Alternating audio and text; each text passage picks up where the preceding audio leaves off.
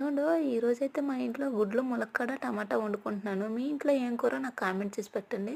ఈ కూర అంటే నాకు చాలా ఇష్టం. ఒకసారి తినడానికి కూర్చుందని 2, 3 సార్లయితే లాగించేస్తాను అంత ఇష్టం. ములక్కాడ విషయానికొస్తే చిన్నప్పుడైతే మేము మా స్కూల్‌లో అయితే టీచర్స్ బుక్స్ ఇచ్చేటప్పుడు అట్లేయమని చెప్తే మేమైతే మా ఫ్రెండ్స్‌తో కలిసి ములం చెట్టు దగ్గరికెళ్ళి ములం బంకని తీసుకొచ్చి ఇంట్లో బుక్స్‌కి అట్లేసి దాని మీద అంటించుకునేవాళ్ళమండి.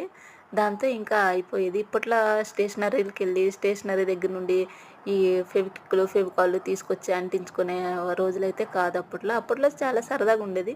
ఇంకోటేంటంటే మునగ చెట్టేమో చాలా వీక్‌గా ఉంటది. ఎవరు ఎక్కలేరండి. ఎక్కితే అక్కడి నుండి కింద దబ్బున పడిపోవాల్సిందేని అంటారు. ఎవరైనా పొగడ్తలు పొగిడితే ఈడు ములం చెట్టు ఎక్కిస్తున్నాడు రా అని.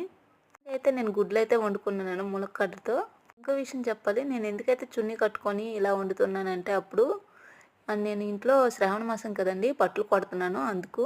ఈ వీడియో లైక్ చేసి సబ్స్క్రైబ్ చేసుకోండబ్బా!